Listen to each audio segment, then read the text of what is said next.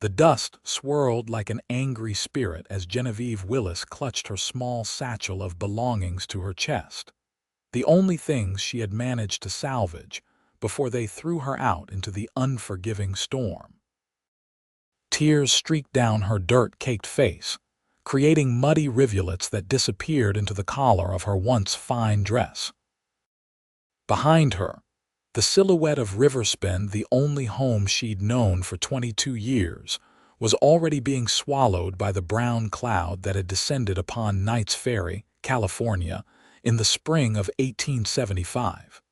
"Don't come back, you hear." The innkeeper's voice had been the last thing she heard before the door slammed shut, leaving her to the mercy of the elements. Genevieve stumbled forward, one hand held over her mouth and nose to filter the choking dust, the other white-knuckled around her bag. The storm had come on suddenly, as they often did in this part of California, and caught her outside with no shelter after her eviction. She had nowhere to go, no family to turn to, and the few coins jangling in her pocket wouldn't buy her passage anywhere worth going. The wind howled through the narrow streets, ripping at her skirts and hair with determined fingers. She couldn't see more than a few feet ahead, and the dust clogged her throat, making each breath a struggle.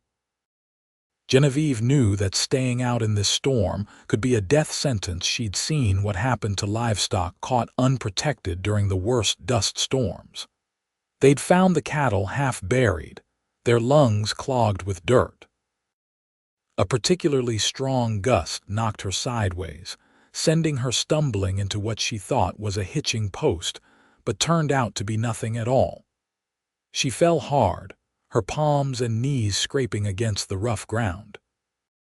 "Help," she tried to call, but her voice was thin and raspy, consumed by the roaring wind. "Please, someone help me." Genevieve forced herself back to her feet, swaying unsteadily. She squinted through the billowing clouds of dust, trying to make out any shape or structure that might offer shelter. The town's buildings had vanished completely in the brown haze, and she had no idea which direction might lead her to safety. She pressed forward blindly, each step a gamble. Her lungs burned, and her eyes stung despite being nearly closed against the onslaught. Just when she thought her legs would give out entirely, her outstretched hand connected with something solid, a wooden wall. Desperately, she felt her way along the surface, searching for a door, a window, any opening. Her fingers found the edge of what felt like a barn door. With the last of her strength, she pulled it open just enough to slip inside, then collapsed against it to close it against the howling storm.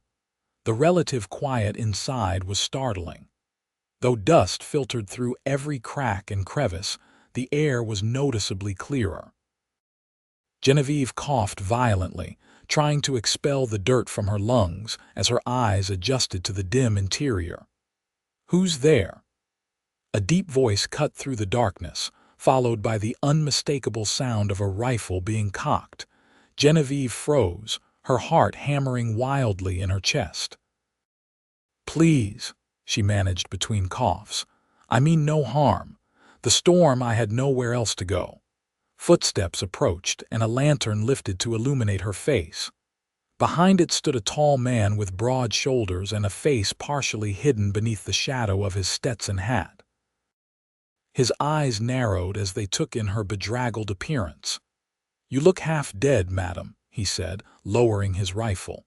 "What in God's name are you doing out in a dust storm?" "I had no choice," Genevieve whispered, her voice raw. "They cast me out. I had nowhere to go." The man studied her for a long moment, then set down his lantern and rifle. He moved past her to secure the barn door more firmly, throwing a heavy wooden bar across it to keep out the worst of the storm. "This isn't fit weather for man nor beast," he said, turning back to her. "Come on over here, away from the door. The dust gets in something terrible."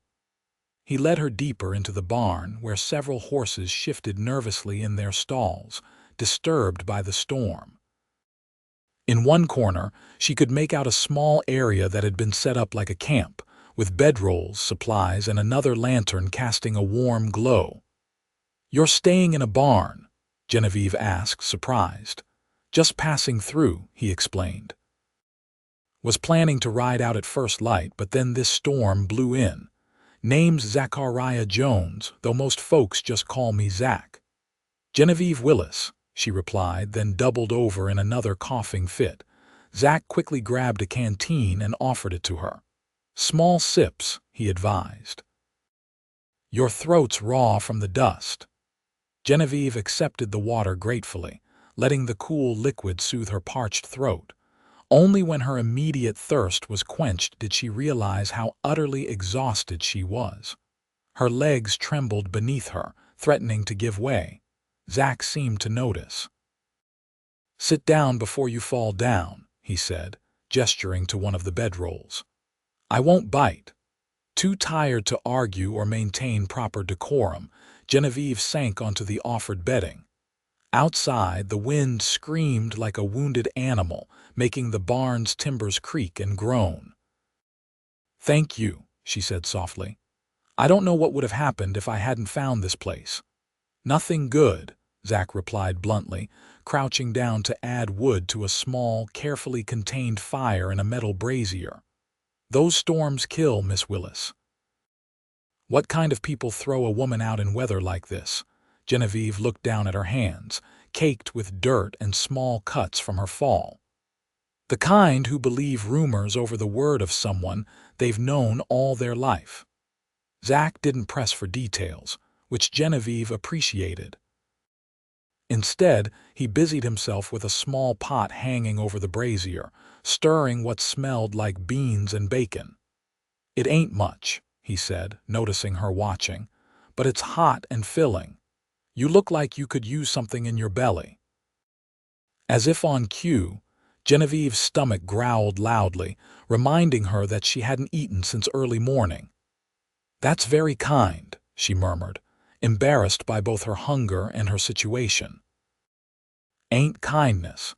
It's basic human decency," Zach replied, spooning the mixture into a tin plate and handing it to her along with a spoon. "Something that seems in short supply in this town." Genevieve ate slowly, savoring each bite of the simple meal. Zach moved about the small camp, checking on the horses and occasionally peering out a small window to gauge the storm's progress. "It'll be a while yet," he said, returning to sit across from her. "These spring storms sometimes last through the night." With food in her stomach and the immediate danger past, reality began to sink in. Genevieve had nowhere to go once the storm cleared. No job, no home, no family or friends who would take her in. Tears welled in her eyes before she could stop them, spilling down her cheeks and cutting fresh tracks through the dust. "I'm sorry," she said, hastily wiping them away. "I don't mean to be a burden." Zach watched her for a moment, his expression unreadable in the flickering light. Then he sighed and pushed his hat back, revealing a face that was younger than she'd first thought, perhaps late 20s, with striking blue eyes and a strong jawline softened by several days' worth of stubble. "You know what's worse than this dust storm, Miss Willis?" he asked quietly. "Being alone when the world's turned against you. I've been there." He reached across and gently took the empty plate from her trembling hands. "You're not alone anymore, at least not tonight." Something in his words broke the last of Genevieve's composure. A sob escaped her lips, followed by another, until she was weeping openly for her lost reputation, her lost home, and the unexpected kindness of a stranger when she needed it most. Zach didn't try to stop her tears or offer empty platitudes. He simply added more wood to the fire, wrapped a blanket around her shoulders, and sat nearby, a steady presence while the storm raged outside and within. When her tears finally subsided, Genevieve felt hollow but somehow cleaner, as if the crying had washed away something more than just dust. "I was accused of stealing," she said suddenly, her voice barely audible above the howling wind. "Mrs. Hargrove's diamond brooch went missing, and she said I took it. I've been working as her companion for the past year, ever since my father died." Zach listened silently, his eyes never leaving her face. "I didn't take it," Genevieve continued, "but her son Thomas had been making advances. When I refused him, he must have." She trailed off, the humiliation of it still fresh. "No one believed me. They all took the Hargroves' word over mine. Rich folks usually get their way," Zach observed, his voice tinged with bitterness. "They gave me an hour to pack my things. Then the storm came and they said they couldn't delay justice for the weather." Genevieve laughed hollowly. "Justice?" Zach's jaw tightened, a muscle jumping along its edge. "That's not justice, Miss Willis. That's the powerful preying on the vulnerable, something I've seen too much of in my time." The way he said it made Genevieve wonder about his past, but she was too tired to ask. The warmth of the fire, the food in her stomach, and the emotional release of tears had drained what little energy she had left. "You should rest," Zach said, noticing her drooping eyelids. "Take my bedroll. I'll keep watch and tend the fire." "I couldn't possibly." "You can and you will," he interrupted firmly. "No arguments. You're dead on your feet and I'm used to long nights." Too exhausted to protest further, Genevieve lay down, pulling the blanket tighter around her shoulders. The last thing she saw before sleep claimed her was Zach silhouetted against the firelight, his profile strong and watchful as the storm continued to rage outside their fragile shelter. When Genevieve awoke, sunlight was streaming through the cracks in the barn walls. For a disorienting moment, she couldn't remember where she was or why her body ached so terribly. Then it all came flooding back, the accusation, her banishment, the dust storm, and the stranger who had sheltered her. She sat up quickly, wincing at the stiffness in her muscles, and looked around the barn. Zachariah Jones was nowhere to be seen, but his gear remained. The horses nickered softly in their stalls, and the door stood partially open, letting in fresh morning air along with the sunlight. Genevieve rose shakily to her feet, attempting to brush some of the dust from her clothing. Her once pretty blue dress was ruined, torn at the hem and stained beyond salvation. Her hair had come loose from its pins and hung in tangled waves down her back, matted with dirt and straw. "You're awake." She turned to find Zach standing in the doorway, a bucket of water in one hand. He'd obviously made use of some of that water himself. His face was clean, his dark hair damp at the temples. "The storm passed about 2 hours before dawn," he said, setting down the bucket. "I went to check the damage and fetch some fresh water." He gestured at her disheveled appearance. "Thought you might want to wash up a bit." Genevieve flushed, acutely aware of how she must look. "Thank you," she said, moving toward the bucket. "For everything." Zach nodded. "I'll see to the horses. Give you some privacy." Once alone, Genevieve used the cool water to wash her face and hands, then did her best to comb through her hair with her fingers. Without a mirror, she couldn't tell how successful her efforts were, but at least she felt slightly more human. When Zach returned, he was leading his saddled horse, a handsome chestnut gelding that snorted and pawed at the ground. "You heading out?" Genevieve asked, a flutter of panic rising in her chest at the thought of being left alone. "We are," he replied, surprising her. "Unless you've got someplace else to go." Genevieve bit her lip, looking down. "No, I don't." Zach nodded as if he'd expected this answer. "I was on my way to Sacramento. Got work lined up at a ranch outside the city. It's not much, but it's honest work and the owner's a fair man." He paused, studying her face. "You could come along, at least until you figure out your next move." Hope and wariness warred within her. "Why would you help me? You don't even know me." "I know enough," Zach said simply. "I know you were wronged, and I know what it's like to be cast out with nowhere to turn." he shrugged. Besides, it's a long, lonely ride to Sacramento. Wouldn't mind the company. Genevieve weighed her options, which were painfully few. She could try to clear her name in Knight's Ferry, but with the Hargroves' influence, that seemed impossible. She could attempt to find work in another nearby town, but word spread quickly, and the theft accusation would likely follow her. Or she could go with this stranger, this cowboy who had already shown her more kindness than anyone else had since her father died. "I don't want to be a burden," she said hesitantly. "You won't be," Zach assured her. "Can you ride?" "Yes," Genevieve replied. "My father taught me when I was young." "Good." Zach gestured to another horse in one of the stalls, a dappled mare with intelligent eyes. "That's Pepper. She's my pack horse, but she's gentle under saddle too. We can redistribute the load." Genevieve moved closer to the mare, who nickered softly and pushed her velvet nose against Genevieve's outstretched hand. "Hello, pretty girl," she murmured. "She likes you," Zach observed. "That's a good sign. Pepper's a good judge of character." Within the hour, they had repacked Zach's supplies, splitting them between the two horses. Genevieve's small satchel of belongings was secured behind Pepper's saddle. Zach helped her mount, his hands strong and steady at her waist as he lifted her onto the horse. It had been years since she'd ridden, but her body remembered, settling naturally into the saddle. As they prepared to leave, Genevieve cast one last glance toward the town of Knight's Ferry. From this distance, it looked peaceful, showing little evidence of the previous night's storm beyond the coating of dust that covered everything. Somewhere in that town was the life she'd known, a life that, while not perfect, had been familiar and predictable. Ahead lay uncertainty, a journey with a man she barely knew to a city she'd never seen. "Having second thoughts?"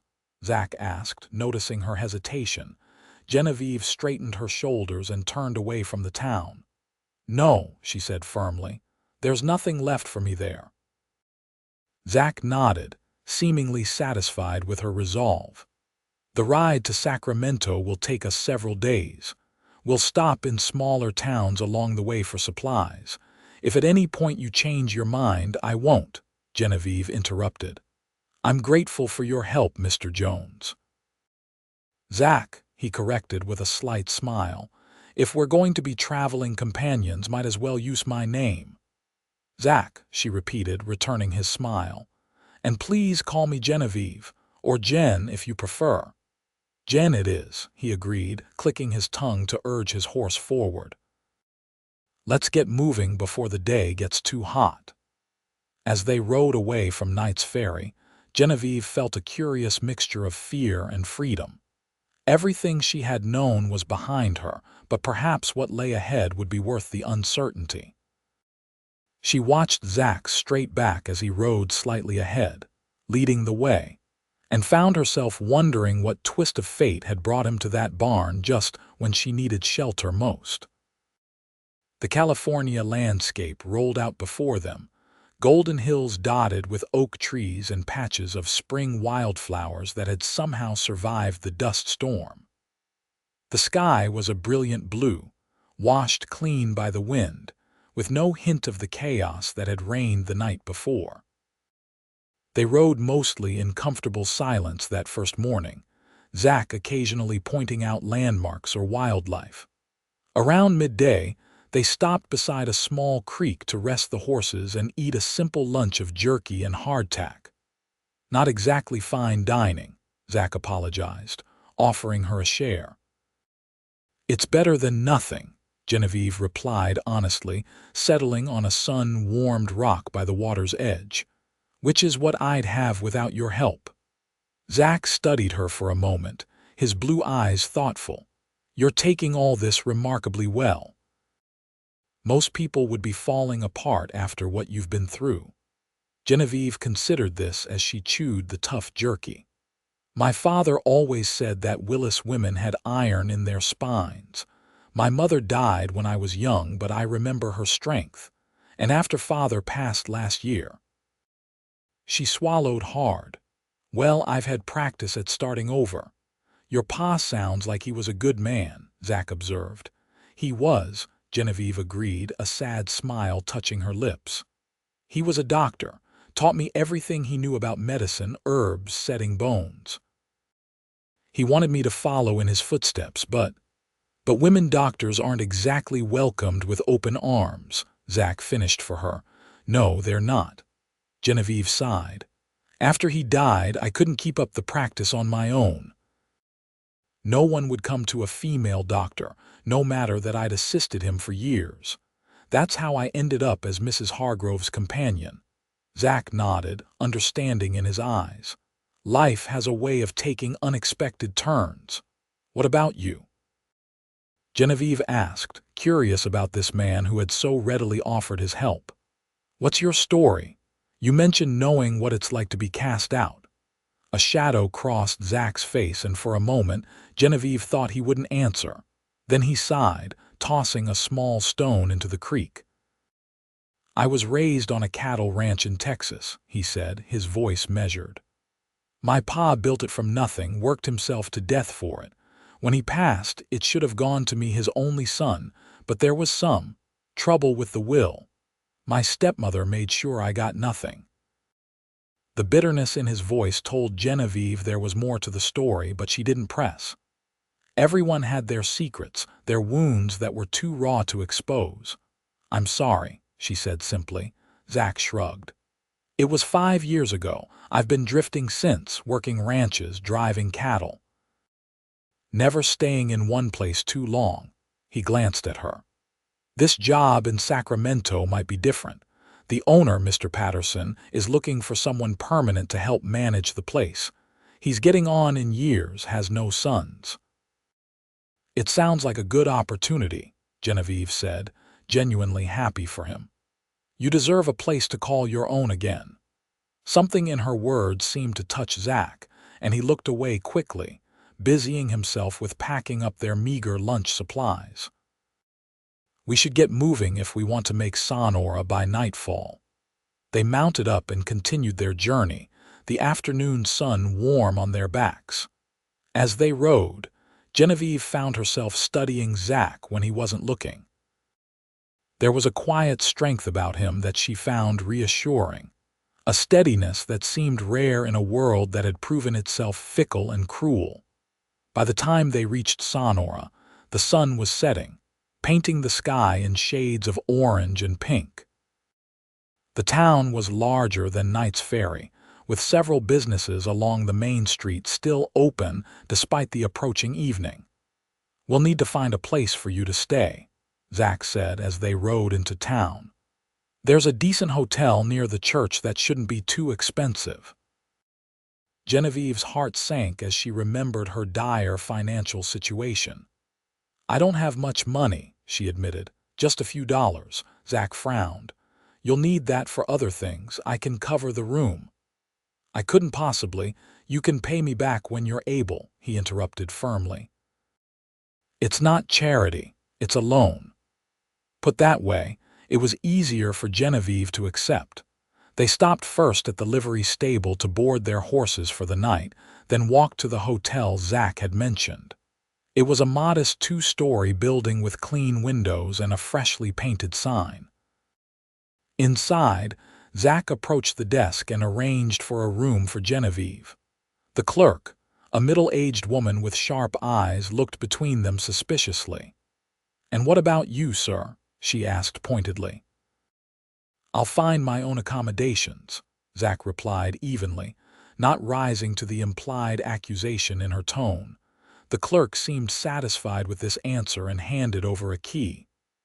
"Room 4, top of the stairs on the left." Once they were alone in the hallway, Genevieve turned to Zach. "Where will you stay?" "There's a boarding house down the street that caters to working men," he said.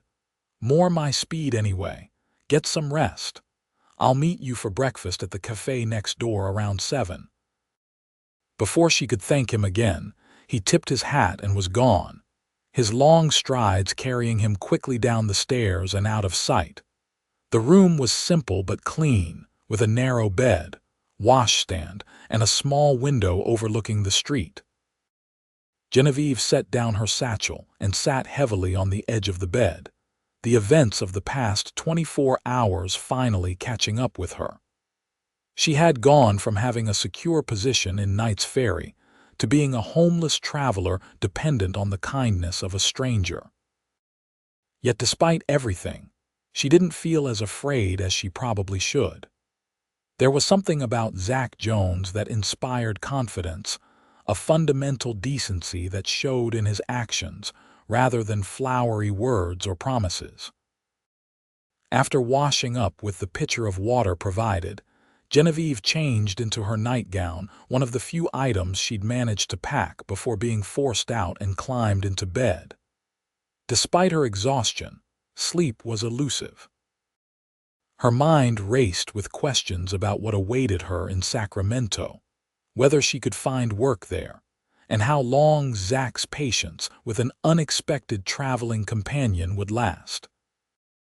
When she finally drifted off, her dreams were a confused jumble of dust storms, accusing faces, and blue eyes watching over her in the darkness.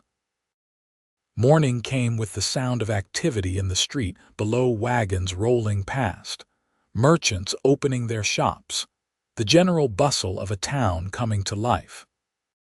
Genevieve dressed quickly in her spare dress, which was thankfully cleaner than the one she'd worn yesterday, and did her best to arrange her hair in a simple bun. Without her usual pins and combs, it was a challenge, but she managed to look presentable enough. At precisely 7 o'clock, she made her way downstairs and to the cafe next door. Zach was already there, seated at a table by the window. He stood as she approached, pulling out a chair for her. "You look better," he observed. "Amazing what a real bed can do." "And a wash basin with clean water," Genevieve added with a smile. "Though I fear my other dress may be beyond saving. We can see about getting you some new things before we leave town," Zach suggested. "There's a general store down the street." Before Genevieve could protest this additional expense, a waitress appeared to take their order. The cafe offered a limited breakfast menu, and they both chose the special eggs, bacon, and biscuits with gravy. As they waited for their food, Genevieve broached the subject that had been on her mind. "I want to find work in Sacramento as soon as we arrive," she said. "I can't keep accepting your help without contributing." Zach nodded, unsurprised by her declaration. "What kind of work are you thinking?" "I have experience as a companion and housekeeper," Genevieve said, though the thought of another position like the one she'd had with Mrs. Hargrove made her heart sink. "But what I'd really like is to use my medical knowledge somehow." "Patterson Ranch is about 10 miles outside the city," Zach said thoughtfully.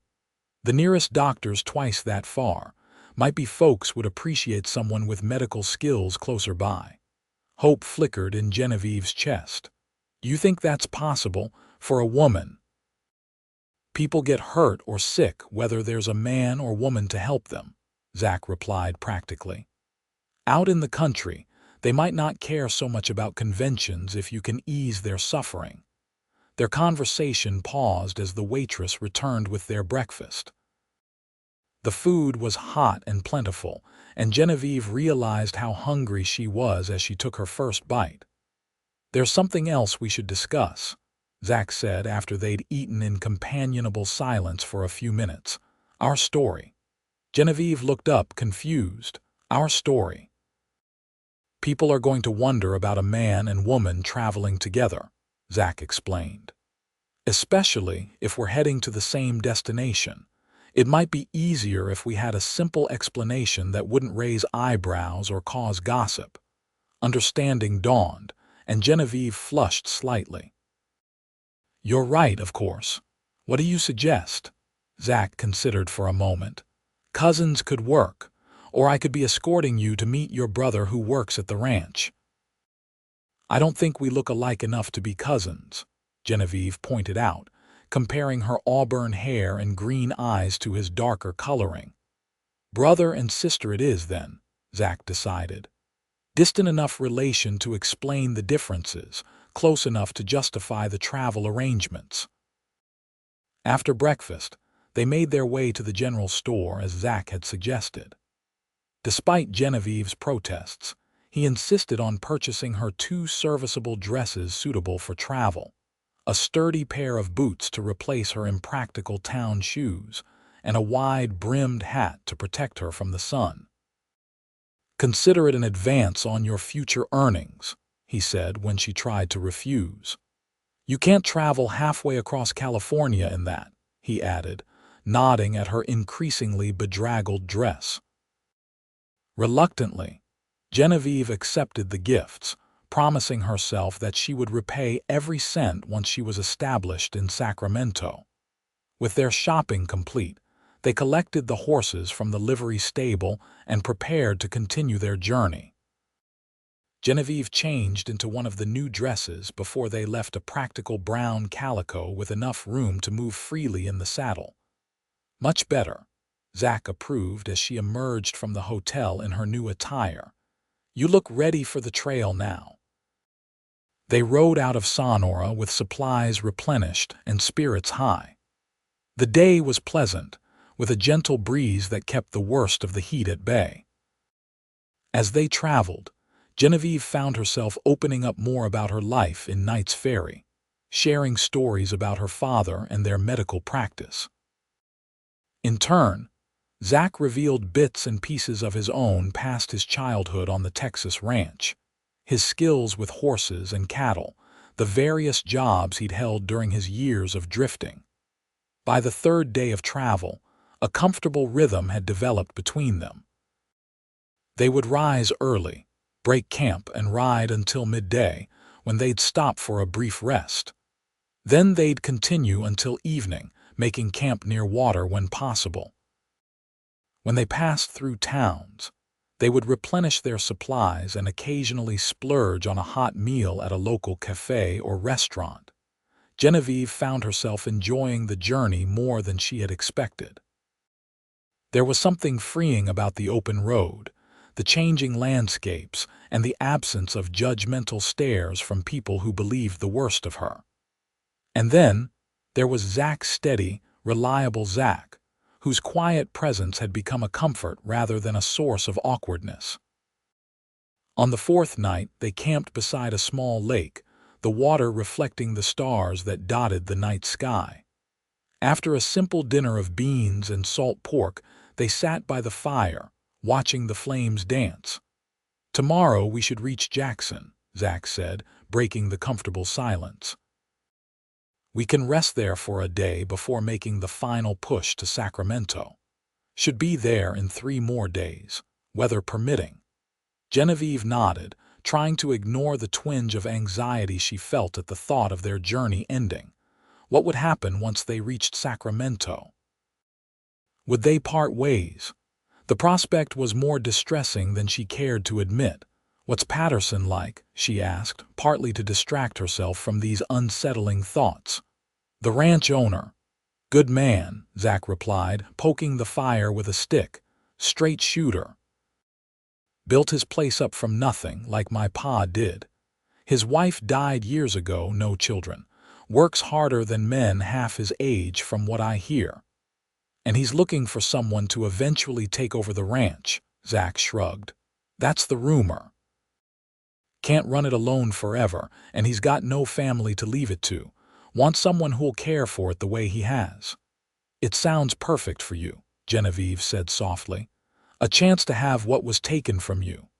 Zach looked up, meeting her gaze across the fire.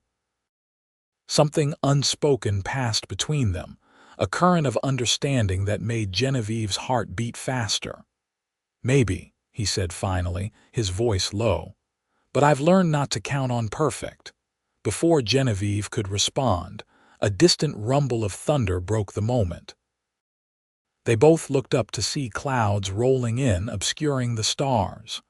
"Storm's coming," Zach observed, rising to his feet. "We'd better secure the gear."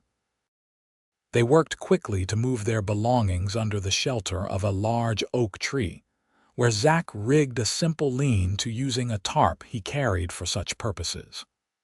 The horses were brought closer to the camp and tethered securely.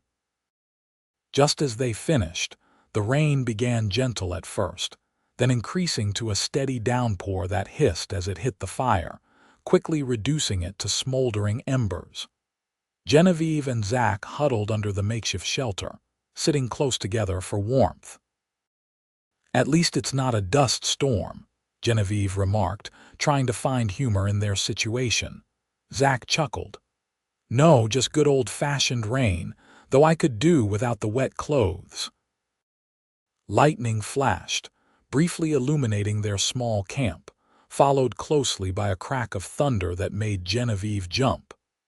Without thinking, she reached out and grabbed Zach's hand, an instinctive reaction to the sudden sound. He looked down at their joined hands but didn't pull away. Instead, he gave her fingers a reassuring squeeze. "It's okay," he said quietly. "Just nature putting on a show." Another flash of lightning revealed his face, strong features softened by an expression she couldn't quite interpret.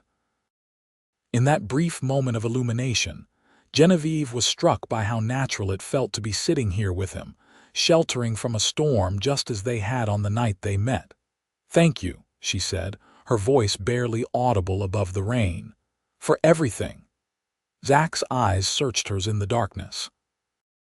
"You don't need to keep thanking me, Jen." "I do," she insisted. "You've been kinder to me than anyone has in a very long time. I don't know what would have happened if you hadn't been in that barn." His hand tightened around hers. "I think you'd have found a way to survive." "You're stronger than you give yourself credit for."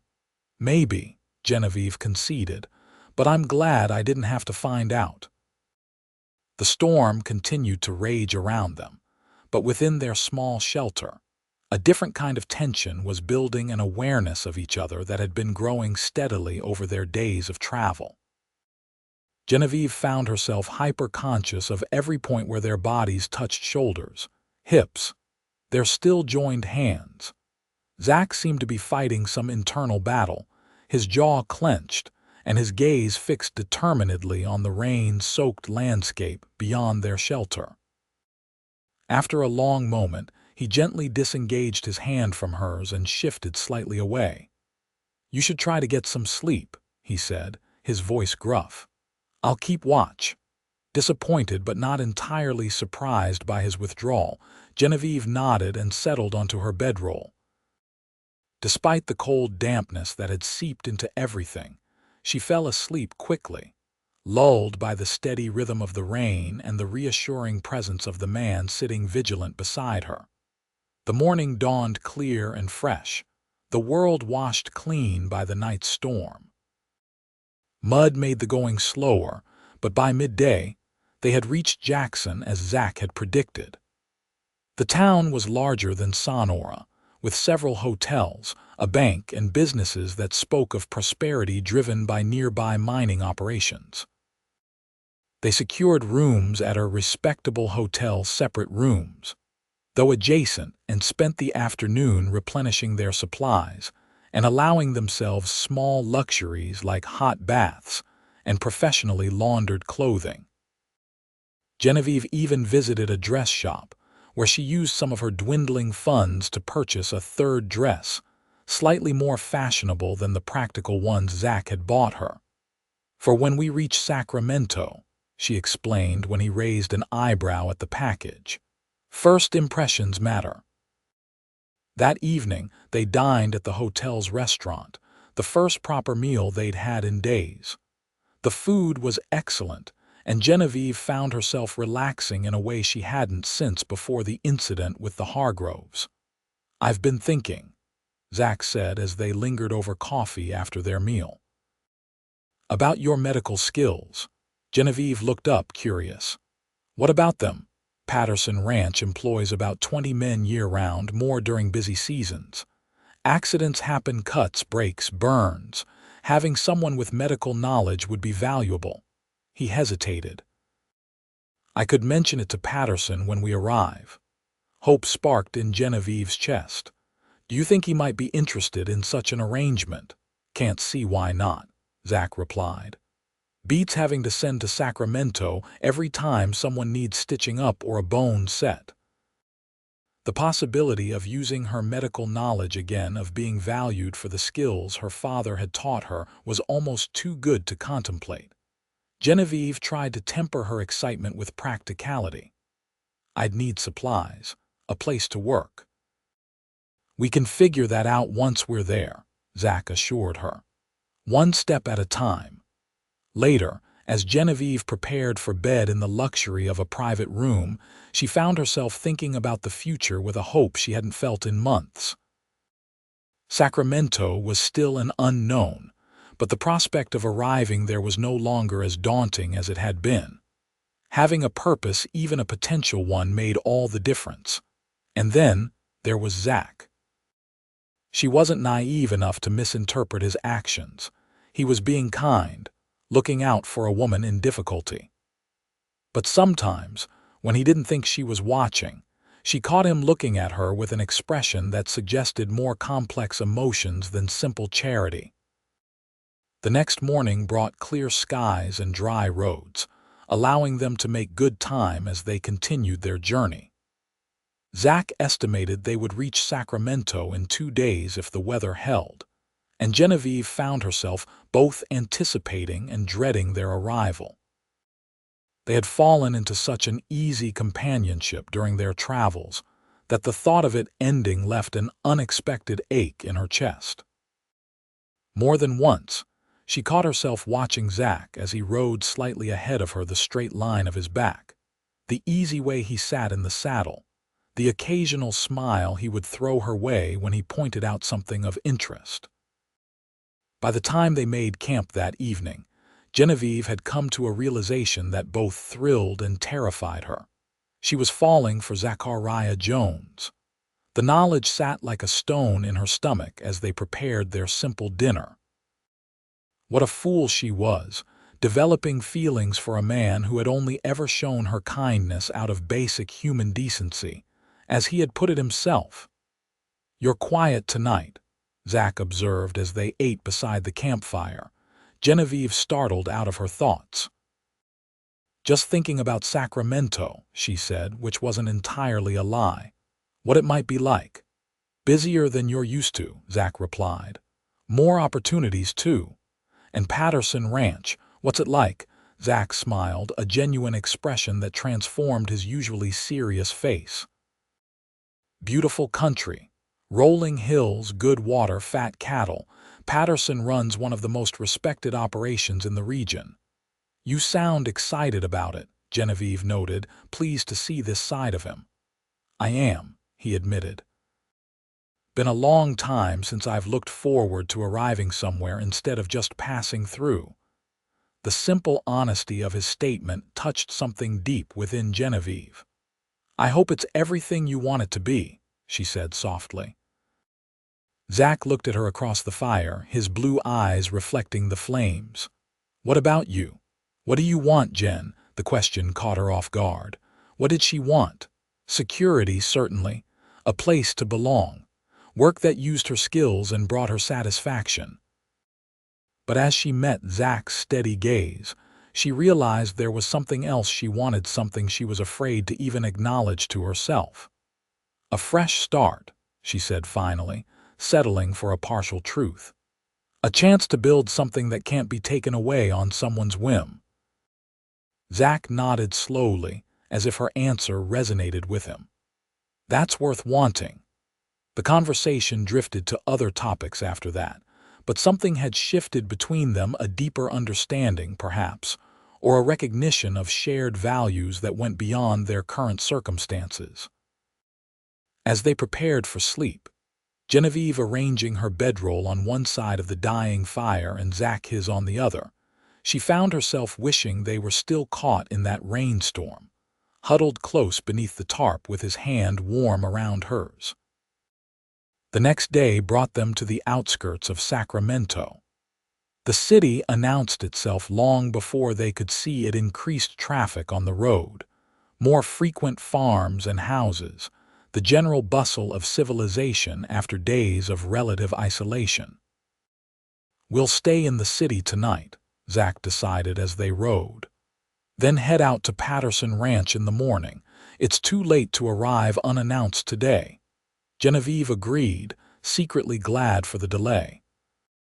One more night before everything changed again before they reached their destination, and whatever awaited them there. Sacramento was larger and more cosmopolitan than Genevieve had imagined, with substantial buildings, paved streets, and all the amenities of a growing city. After the small towns they'd passed through on their journey, it was almost overwhelming.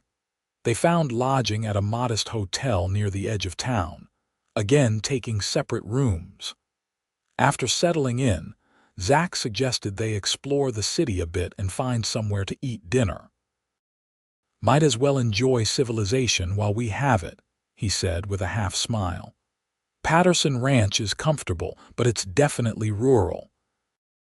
As they walked the streets of Sacramento, Genevieve was struck by the energy of the place, the variety of people, the bustle of commerce, the sense of possibility.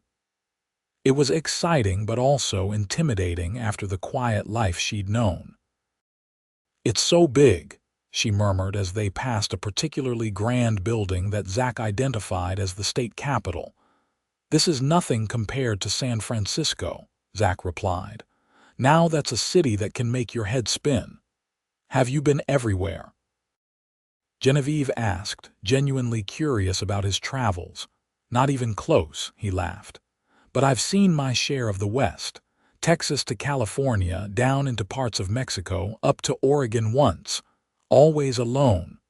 The question slipped out before she could consider its implications. Zach's expression sobered.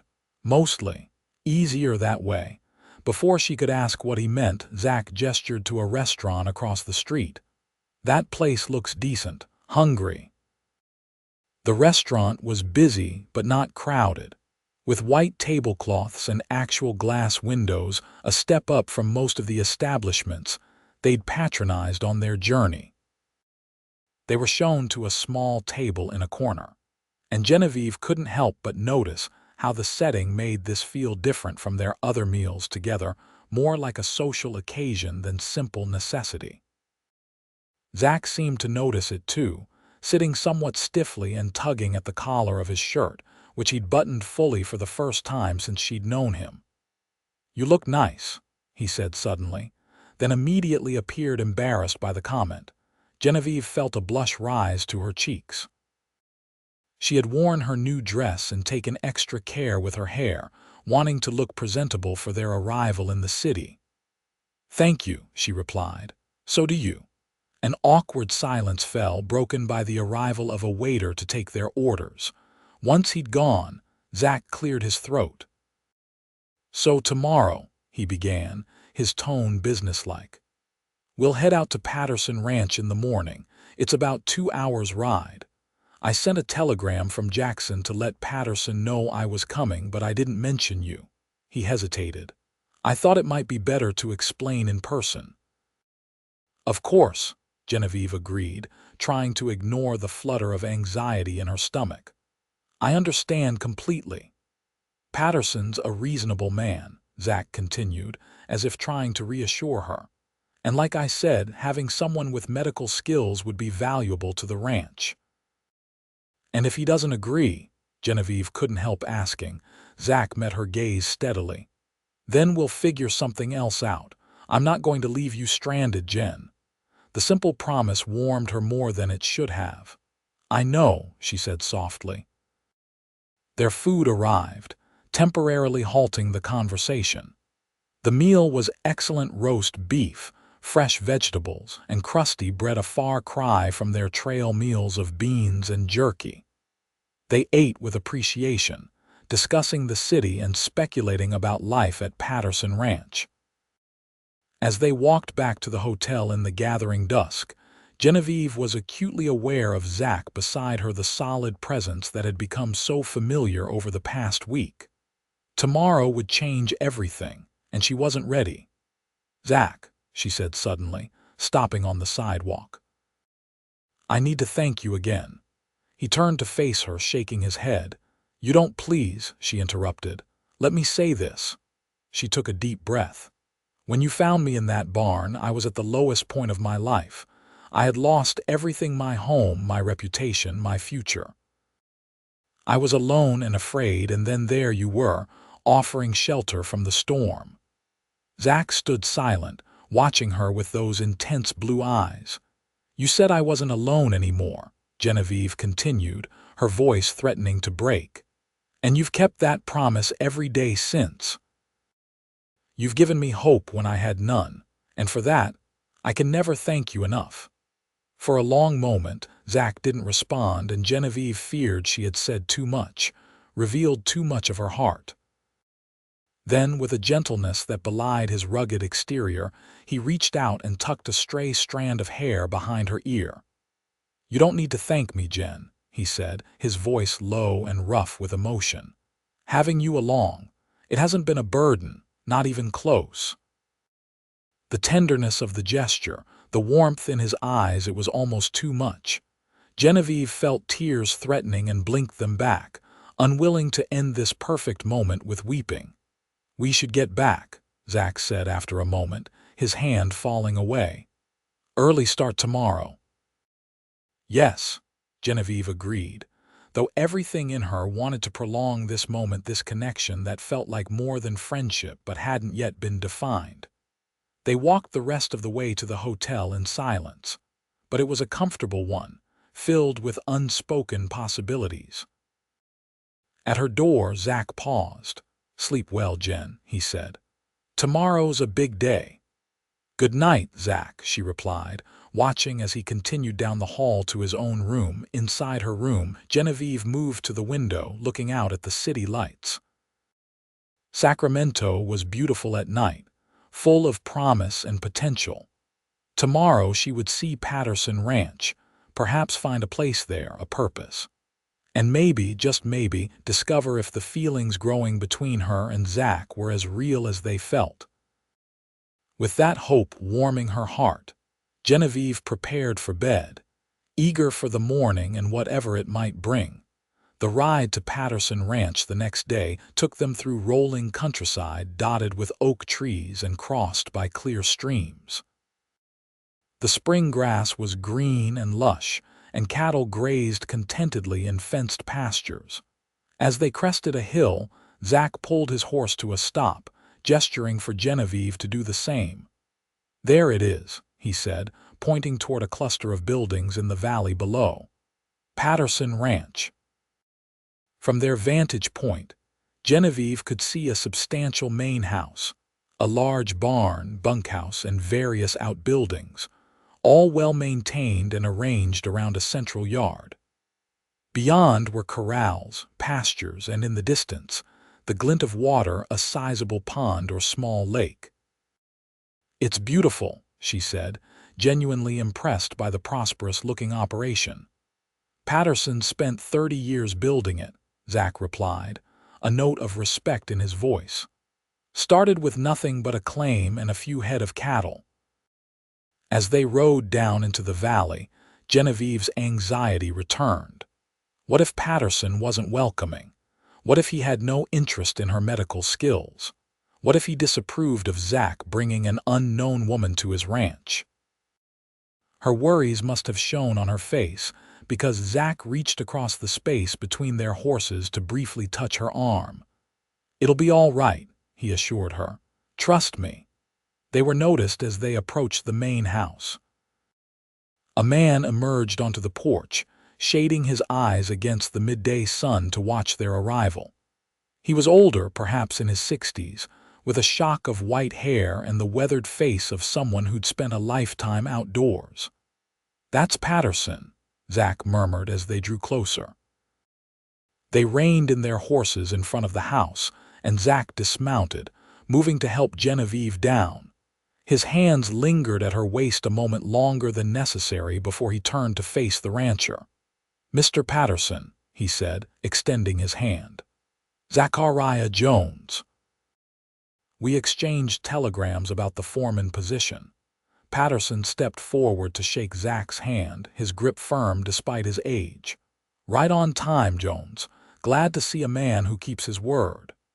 His gaze shifted to Genevieve, curiosity evident in his sharp blue eyes. "And who might this be?" Genevieve stepped forward, determined to speak for herself. "Genevieve Willis, sir.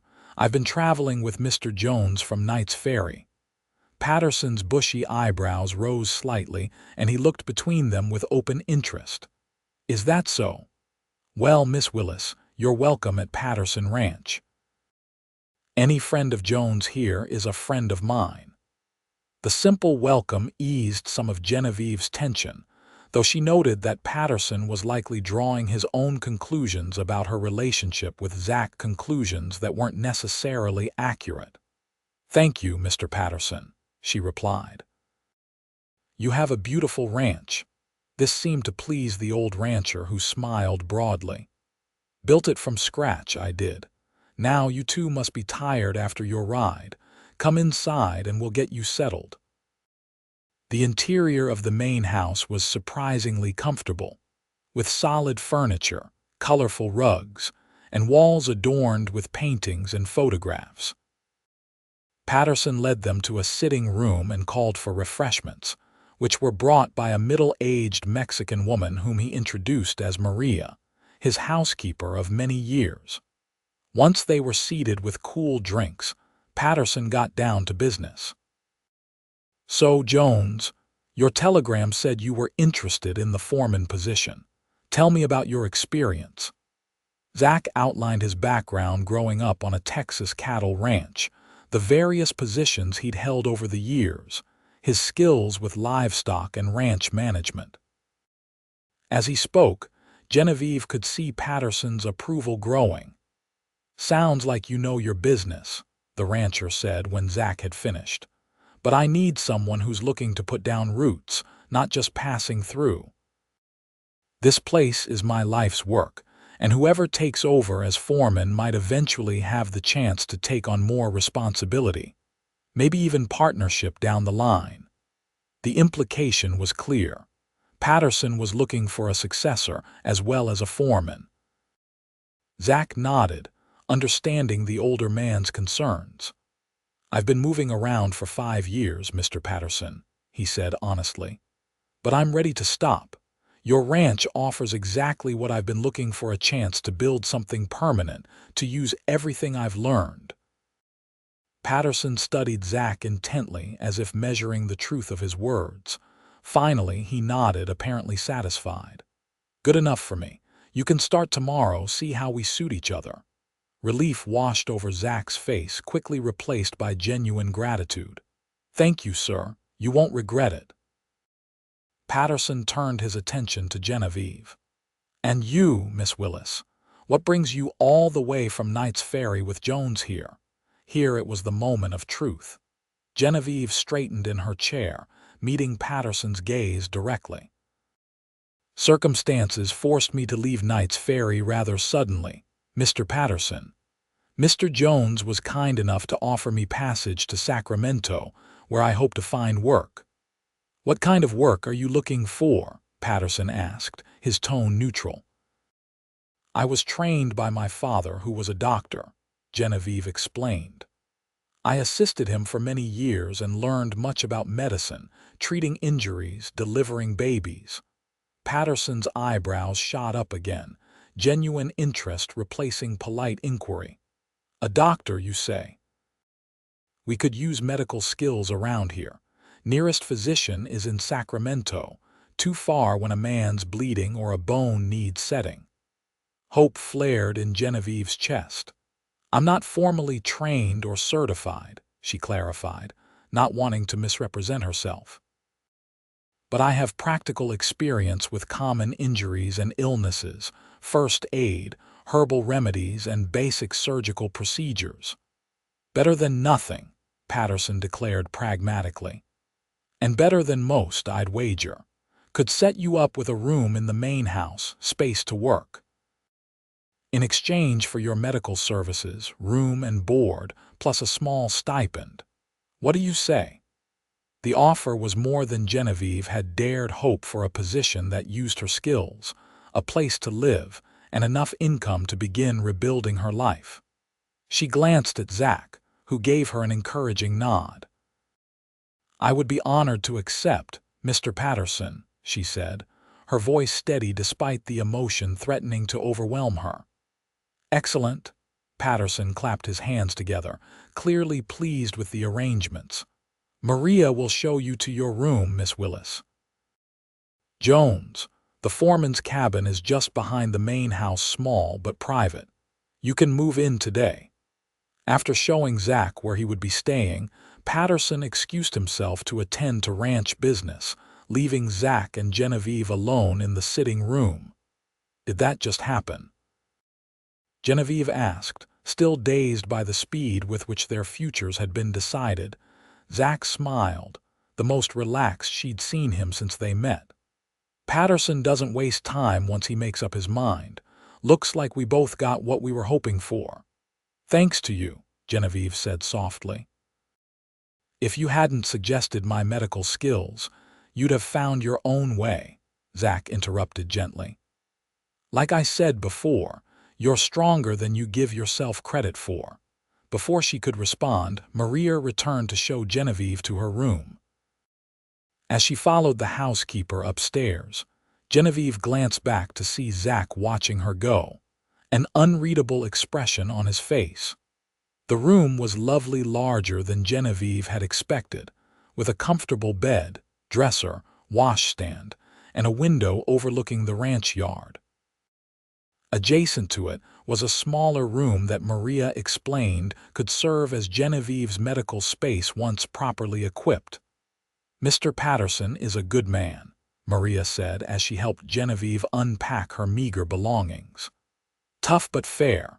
He has been alone too long. It will be good to have a woman in the house again." "You've been with him a long time?" Genevieve asked. Maria nodded. 20 years, since Mrs. Patterson was still alive. She was a fine lady, very kind, died of fever 15 years ago." She shook her head sadly. "Mr. Patterson was never the same after." This glimpse into Patterson's past explained something of the rancher's character: the drive to build something lasting, the desire to find someone worthy to carry on his work. Like Zach, he had experienced profound loss, though of a different kind. Later that afternoon, Patterson took them on a tour of the ranch, proudly showing off the operations he had built over 3 decades. Genevieve was impressed by the obvious care and thought that had gone into every aspect of the ranch: the well-designed corrals, the clean and efficient barn, the healthy livestock. Zach asked knowledgeable questions, clearly eager to learn everything he could about his new responsibilities. Patterson seemed pleased by his interest and enthusiasm, and by the end of the tour, the two men were discussing plans and improvements with the ease of longtime colleagues. Dinner that evening was served in the main house dining room, a hearty meal prepared by Maria, who proved to be an excellent cook. The conversation flowed easily, with Patterson sharing stories of the ranch's early days and asking questions about Zach's and Genevieve's backgrounds. Genevieve was careful in her answers, not wanting to revisit the painful circumstances of her departure from Knight's Ferry. Zach seemed to sense her discomfort and skillfully steered the conversation toward safer topics. After dinner, Patterson showed Genevieve the ranch's current medical supplies, which were basic but serviceable. He promised to provide whatever additional items she needed, suggesting she make a list for his next trip into Sacramento. "Nothing's too good when it comes to the health of my men," he declared. "They're the backbone of this operation, every last one of them." By the time they retired for the night, Genevieve felt a sense of belonging she hadn't experienced since before her father's death. Patterson Ranch wasn't just offering her employment, it was offering her a home, a purpose, a fresh start. As Maria had shown her to her room, Genevieve had caught a glimpse of Zach heading toward his cabin, and for a brief moment, their eyes had met across the yard. Even at a distance, she could feel the connection between them, that unspoken understanding that had grown during their journey. Now, as she prepared for bed, Genevieve found herself wondering what the future held for them both here at Patterson Ranch. Would they remain friends? Might there be a chance for something more? Or would their new roles and responsibilities create distance where there had been closeness? These questions followed her into sleep, where she dreamed not of dust storms and accusations, but of blue eyes and gentle hands, and a voice that promised she wasn't alone anymore. The next few weeks passed in a blur of activity as both Genevieve and Zach settled into their new roles at Patterson Ranch. Genevieve organized her medical space, cataloged existing supplies, and made lists of additional items she needed. Patterson was true to his word, purchasing everything she requested on his next trip to Sacramento. Word spread quickly among the ranch hands that there was now someone on the property with medical knowledge. At first, they were hesitant to seek her help, a combination of natural male stoicism and uncertainty about being treated by a woman. But after Genevieve successfully extracted a deeply embedded splinter from the hand of one of the older cowboys, attitudes began to change. Soon, she was treating a steady stream of minor injuries and ailments, cuts, burns, sprains, toothaches, and the occasional bout of digestive distress from Maria's spicier dishes. Her confidence grew with each successful treatment, and the men's respect grew alongside it. Zach, meanwhile, had taken to the foreman's position as if born to it. He quickly learned the rhythms of the ranch, earned the respect of the men under his supervision, and formed a strong working relationship with Patterson. The older man clearly appreciated Zach's work ethic, knowledge, and quiet leadership style. Their paths crossed frequently throughout the days at meals, in passing as they went about their duties, occasionally when Zach would bring an injured worker to Genevieve's makeshift clinic. These brief interactions were pleasant, but somewhat formal, lacking the intimacy they had shared during their journey from Knight's Ferry. Genevieve told herself this was natural. They were both adjusting to new responsibilities, establishing themselves in the ranch hierarchy. Yet she couldn't help but feel a sense of loss, a longing for the easy companionship they had developed on the trail. One evening, about 3 weeks after their arrival, Genevieve was sitting on the porch of the main house, enjoying the cool breeze after a warm day.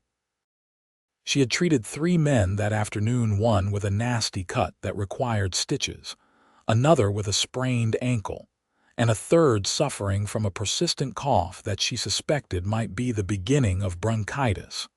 Lost in thought, she didn't hear Zach approach until he spoke. "Mind if I join you?" She looked up, startled but pleased. "Of course not." He settled into the chair beside her, stretching out his long legs. He looked tired but content, his face bearing the healthy tan of someone who spent his days outdoors. "Hard day?" she asked. "Busy," he replied.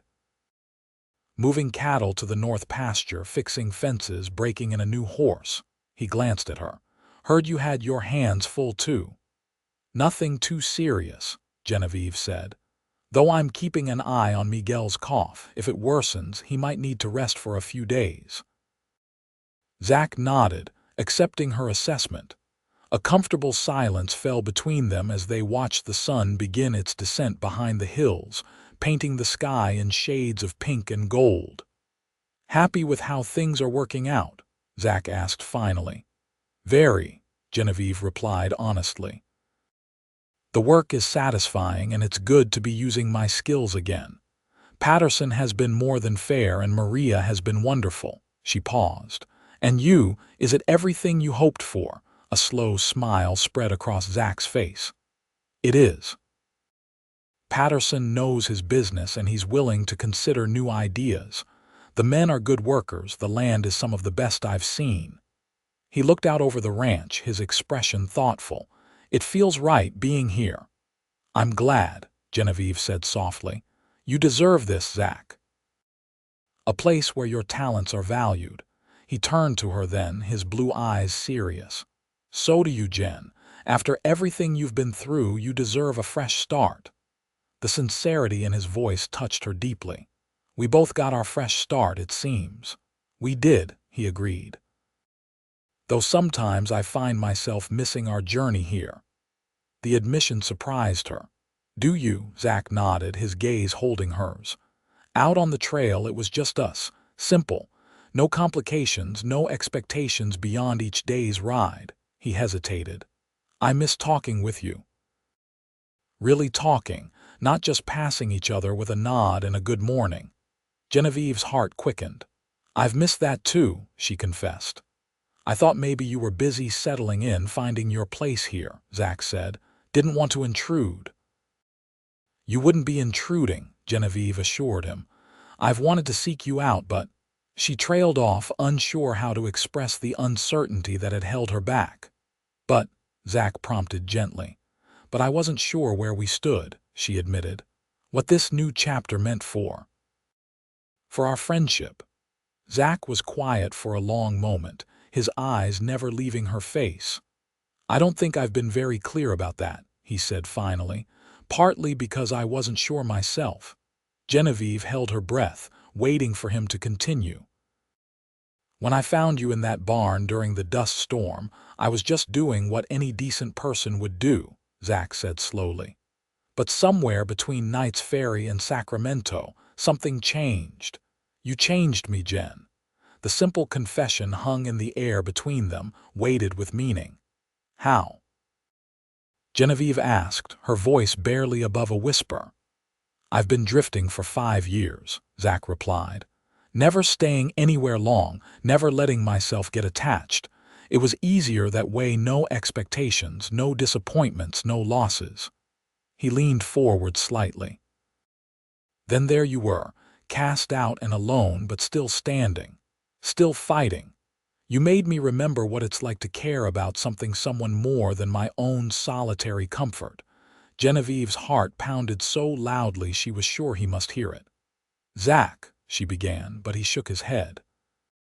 "Let me finish, while I have the courage," he said. "These past weeks, I've been holding back because I wasn't sure what you wanted.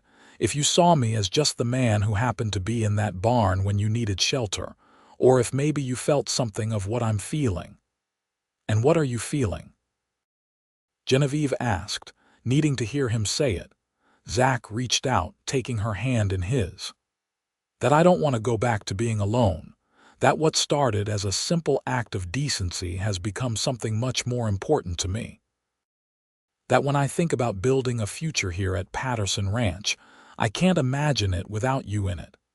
Joy swept through Genevieve, bright and overwhelming.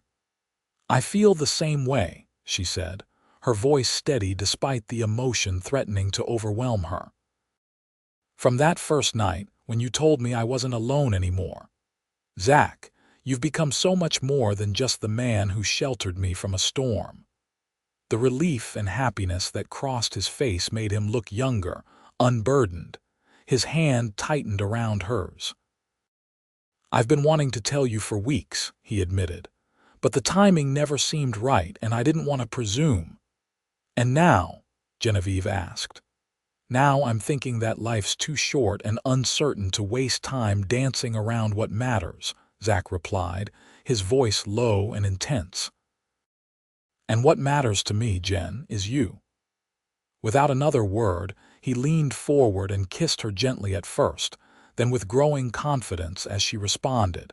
His hand came up to cup her cheek, calloused fingers surprisingly tender against her skin. When they finally broke apart, Genevieve was breathless, her heart racing. Zach's eyes were dark with emotion as he looked at her. "Been wanting to do that since Jackson," he confessed, a slight smile playing at the corner of his mouth. "That long?" Genevieve teased, though her own desires had awakened even earlier. "Probably before," Zach admitted. But that night in the rain, when you grabbed my hand during the storm, that's when I knew for certain that what I was feeling was more than just protectiveness or friendship. Genevieve remembered that moment vividly, the crack of thunder, her instinctive reach for his hand, the way he had held her so securely. "I knew then too," she said softly, "or at least I hoped." They might have stayed there all evening, talking and discovering this new dimension to their relationship, had not Maria appeared at the door to announce that dinner was ready. "Coming, Maria," Genevieve called, reluctantly rising from her chair. Zach stood with her, still holding her hand. "We'll continue this conversation later," he promised, his voice low enough for only her to hear. Patterson noticed their linked hands as they entered the dining room, but made no comment beyond a raised eyebrow and what Genevieve thought might be a satisfied smile.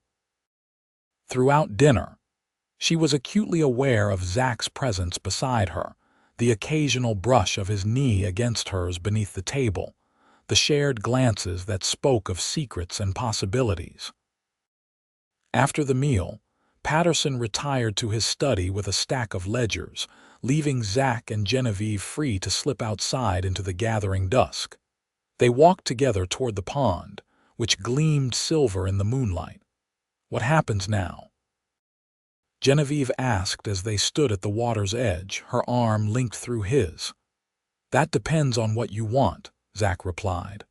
"I know what I want, but this has to be your choice too, Jen." "And what do you want?" she pressed, needing to hear him articulate it.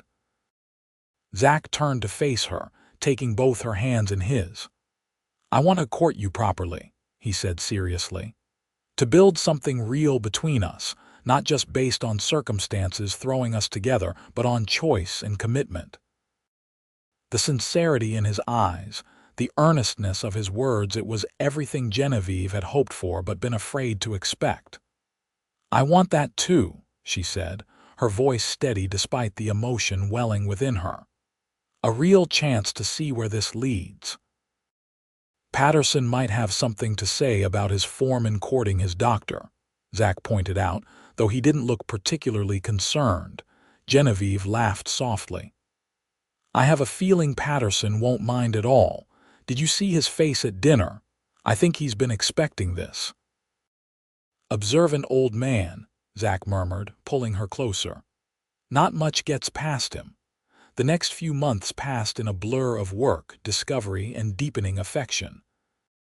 True to his word, Zach courted Genevieve properly, riding into Sacramento on his days off to bring back small gifts, taking her on picnics to his favorite spots on the ranch, spending quiet evenings on the porch talking about everything and nothing. As Genevieve had predicted, Patterson raised no objections to their relationship. If anything, he seemed pleased by it, occasionally making comments about how good it was to see young love flourishing on his ranch. Genevieve's medical practice grew steadily, with not only the ranch hands seeking her care but also families from neighboring farms who had heard of her skills. Patterson helped her set up a proper examination room in what had once been a storage area adjacent to the main house, even ordering a proper examining table and additional supplies from Sacramento. Zach thrived in his role as foreman, implementing new methods that increased efficiency while maintaining Patterson's high standards for the care of both land and livestock. The old rancher increasingly relied on Zach's judgment, consulting him on major decisions and giving him more responsibility with each passing month. By late summer, it was clear to everyone at Patterson Ranch that Zach and Genevieve were deeply in love. They made no secret of their feelings, though they maintained professional decorum during working hours. Evenings often found them walking together, talking about their day and their dreams for the future. It was during one such walk, as August gave way to September, that Zach stopped beneath the spreading branches of an ancient oak tree and turned to face Genevieve. "I've been thinking," he began, uncharacteristically nervous. A dangerous pastime, she teased gently, curious about his serious demeanor. Zach smiled, relaxing slightly. Maybe so, but these particular thoughts have been persistent. He took her hands in his. Jen, when I found you in that barn during the dust storm, I had no idea how completely you would change my life. Genevieve squeezed his hands encouragingly, her heart beginning to race as she sensed what might be coming. I told you then that you weren't alone anymore, Zach continued. But the truth is, you saved me just as much as I saved you. Before you, I was just existing, moving from place to place, never letting myself care too deeply about anything or anyone. His blue eyes held hers intently. You brought me back to life, Jen. Made me remember what it means to have a home, to build something lasting, to love someone with everything I am. Tears pricked at Genevieve's eyes as Zach released her hands to reach into his pocket, withdrawing a small velvet box. I rode into Sacramento last week, he explained, opening the box to reveal a delicate gold ring set with a small but perfect diamond. Wanted to do this right. Dropping to one knee in the soft grass, Zach looked up at her, his expression a mixture of hope and vulnerability that made Genevieve's heart ache with tenderness. Genevieve Willis, would you do me the extraordinary honor of becoming my wife? He asked, his voice steady despite the emotion evident in his eyes. I promise to spend every day making sure you never feel alone or unwanted again. Joy surged through Genevieve, so intense it almost took her breath away. Yes, she whispered, then louder. Yes, Zachariah Jones, I will marry you. Zach's face broke into a radiant smile as he slipped the ring onto her finger, then rose to his feet and pulled her into his arms. His kiss was tender yet passionate, a promise of all the years they would share. When they finally broke apart, both breathless and laughing with sheer happiness, Genevieve rested her forehead against his chest, feeling the strong, steady beat of his heart. We should tell Patterson, she said after a moment. He'll want to know. I already asked his blessing, Zach admitted. Last week, before I went to Sacramento for the ring. He seemed pleased, said it was about time I made an honest woman of you. Genevieve laughed. That sounds like him. Did he give you any other advice? He suggested we use the east wing of the main house, Zach replied, surprising her. Said it's been empty too long and would make a fine home for a young couple starting out, especially with your medical practice already established here. The generosity of the offer touched Genevieve deeply. The east wing contained several rooms, including what had once been Mrs. Patterson's sitting room, a lovely space with large windows overlooking the garden. That's incredibly kind of him, she said. I think he sees us as family now, Zach replied thoughtfully. The children he never had. He's building for the future, Jen. His legacy. The responsibility implicit in that statement was significant, but Genevieve found she wasn't intimidated by it. With Zach beside her, she felt capable of meeting any challenge, fulfilling any expectation. They were married on a perfect October day, with the hills surrounding Patterson Ranch ablaze with autumn colors. The ceremony was held outdoors, beneath the same oak tree where Zach had proposed. Patterson gave Genevieve away, his weathered face alight with genuine happiness as he placed her hand in Zach's. The entire ranch turned out for the celebration, cowboys in their Sunday best, neighboring ranchers and farmers, patients Genevieve had treated, and even a few friends from Sacramento who had made the journey for the occasion. Maria outdid herself preparing a feast that would be talked about for years to come. As the sun began to set, casting a golden glow over the gathering, Patterson called for silence, raising a glass to the newly married couple. To Zach and Genevieve, he said, his voice strong despite his years. When you came to my ranch 6 months ago, I thought I was gaining a foreman and a doctor. Instead, I gained a son and daughter. May your years together be as blessed and fruitful as this land." The toast brought tears to Genevieve's eyes and a suspicious brightness to Zach's. They raised their own glasses in response, acknowledging the old rancher's blessing with deep gratitude. Later, as they danced beneath lanterns strung from the trees, Zach held Genevieve close, his lips brushing her ear as he spoke. "Happy, Mrs. Jones." The new name sent a thrill through her. "More than I ever thought possible," she replied honestly. "You ever think about that dust storm?" Zach asked. "How different things might have been if you hadn't found my barn or if I'd been somewhere else that night." Genevieve considered this. "Sometimes. But then, I remember something my father used to say, that nothing in life is truly random. That the winds of fate blow us where we're meant to go, even when the journey seems harsh or frightening." Zach's arms tightened around her. "Wise man, your father. I wish I could have known him." "He would have liked you," Genevieve said confidently. "He always hoped I'd find someone strong and kind, someone who would see my value and let me use my gifts." "I see you," Zach murmured. "All of you, Jen. The strength, the compassion, the determination, everything that makes you who you are."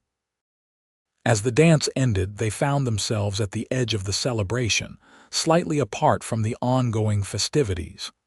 The night was cool but not cold, the stars beginning to appear in the darkening sky. "Shall we slip away?" Zach suggested, a hint of mischief in his eyes. "Before Patterson gives another speech." Laughing, Genevieve let him lead her away from the lights and music, toward the main house and the east wing that was now their home. As they walked, she glanced back at the gathering, at the people who had become their community, their extended family. At Patterson, who had given them not just employment but a place to belong. Then she looked ahead, to the house where she and Zach would build their life together. A life that had seemed impossible just 6 months ago, when she'd been cast out during a dust storm with nowhere to go and no one to turn to. "You're thinking again," Zach observed as they reached the porch steps. "Care to share?" "I was just thinking about beginnings," Genevieve replied. "How the worst day of my life became the start of the best chapter." Zach paused, turning to face her, his expression serious in the moonlight. "I meant what I said that night, Jen. You're not alone anymore. Not then, not now, not ever." "I know," she said softly, reaching up to touch his cheek. "Neither are you." In a gesture that was both playful and deeply symbolic, Zach swept her into his arms, carrying her across the threshold of their new home. As the door closed behind them, shutting out the world, Genevieve knew with absolute certainty that she had found exactly where she belonged, not just at Patterson Ranch, but with this man who had sheltered her in a storm and then taught her what it meant to truly be loved.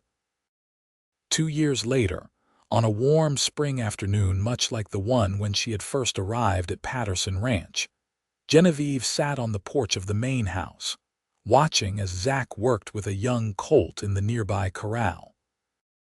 Her hands rested on her rounded belly, where their first child, active and strong, kicked persistently against her palm. So much had changed in those 2 years.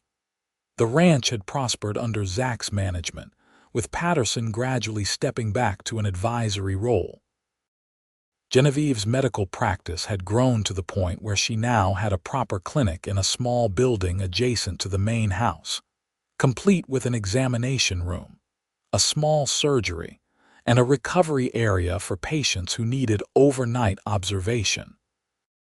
6 months earlier, Patterson had made good on his hints about partnership, legally making Zach co-owner of the ranch with a path to full ownership upon Patterson's death. "No sense waiting until I'm in the ground," the old man had declared gruffly. "Want to see my life's work in good hands while I can still enjoy it." The transition had been seamless, with the ranch hands readily accepting Zach's increased authority. He had earned their respect through hard work, fair treatment, and a willingness to listen to their ideas and concerns. Daydreaming again. Patterson's voice broke into Genevieve's thoughts as the old rancher lowered himself into the chair beside her, moving a bit more stiffly than he once had but still remarkably spry for a man in his late 60s. "Just watching my husband," Genevieve replied with a smile. "And thinking about how much has changed." Patterson nodded, his gaze following hers to where Zach was now dismounting, patting the young horse's neck with obvious approval. "He's got a way with horses, with people too." He glanced at her. "How's my grandchild doing today?" The term brought a warm glow to Genevieve's heart. Patterson had taken to referring to her unborn child as his grandchild, and neither she nor Zach had any desire to correct him. In every way that mattered, he was family. "Active," she replied, placing his weathered hand on her belly so he could feel the baby's movements. "Dr. Wilson says everything looks perfectly normal." The Sacramento physician had been making monthly visits to check on Genevieve's progress, impressed by her medical knowledge and the questions she asked about her own condition. "Strong like both its parents," Patterson observed with satisfaction. "Any thoughts on names yet?" "If it's a boy, we're thinking of Samuel after my father," Genevieve said. "For a girl, maybe Elizabeth after Zach's mother." Patterson nodded approvingly. "Good, solid names, names with history." They sat in comfortable silence for a few minutes, watching as Zach concluded his session with the colt and handed the animal off to one of the younger ranch hands for cooling down and grooming. "Never thought I'd see this place with a family again," Patterson said suddenly, his voice soft with reminiscence. "After Margaret died, I figured it would just be me until the end, working the land, building something that would outlast me, but never knowing who would care for it when I was gone." Genevieve reached over to squeeze his hand. "It was meant to be, I think, all of it. The dust storm that drove me from Knight's Ferry, Zach being in that barn, our journey here. Fate has a way of working things out," Patterson agreed. "Though sometimes we need to give it a nudge in the right direction." He winked at her. "Like making sure you two had plenty of opportunities to be together those first few months." "You matchmaker," Genevieve accused good-naturedly. "And here I thought it was all happening naturally." Patterson chuckled. "Oh, it was natural enough. Anyone with eyes could see what was growing between you two. I just made sure the soil was fertile, so to speak." Zach was approaching the porch now, his face lighting up at the sight of his wife and the man who had become like a father to him. He took the steps 2 at a time, bending to kiss Genevieve before shaking Patterson's hand. "How's the new colt coming along?" Patterson asked. "He's got spirit," Zach replied, settling on the porch rail. "But he's smart too, learns quick. He'll make a fine cutting horse with the right training." "And how's my wife doing?" Zach asked, his eyes softening as they always did when he looked at Genevieve. "You feeling all right today?" "Perfect," Genevieve assured him. "The baby's been kicking up a storm, though. I think we might have a future horseman on our hands." "Or horsewoman," Zach amended with a grin. "Either way, this child is going to know every inch of Patterson Ranch before they can walk." "Jones Patterson Ranch," the old man corrected automatically, having recently insisted on adding Zach's name to the property. "And yes, this will be their legacy someday, just as it's yours now." The three of them gazed out over the ranch, the rolling pastures, the healthy cattle, the well-maintained buildings, the distant glint of the pond. It was a place built with love and hard work, a place that had offered second chances to all of them in different ways. For Patterson, it was the family he had thought he would never have after losing his wife. For Zach, it was the home and purpose he had been searching for since being cast out of his father's ranch in Texas. And for Genevieve, it was a place where her skills were valued, her strength recognized and her heart cherished. As the sun began to set, painting the western sky in shades of gold and pink, Zach moved to sit beside Genevieve, his arm slipping around her shoulders. She leaned into him, drawing strength and comfort from his solid presence. "You know what I was thinking about earlier?" she asked softly. "What's that?" Zach replied, his fingers gently stroking her arm. "That night in the barn during the dust storm, when you told me I wasn't alone anymore." She looked up at him, her heart full of all they had built together. "You kept your promise." Zach's eyes, as blue and clear as the day they had met, held hers with unwavering devotion. "And I always will, Jen, for as long as I live."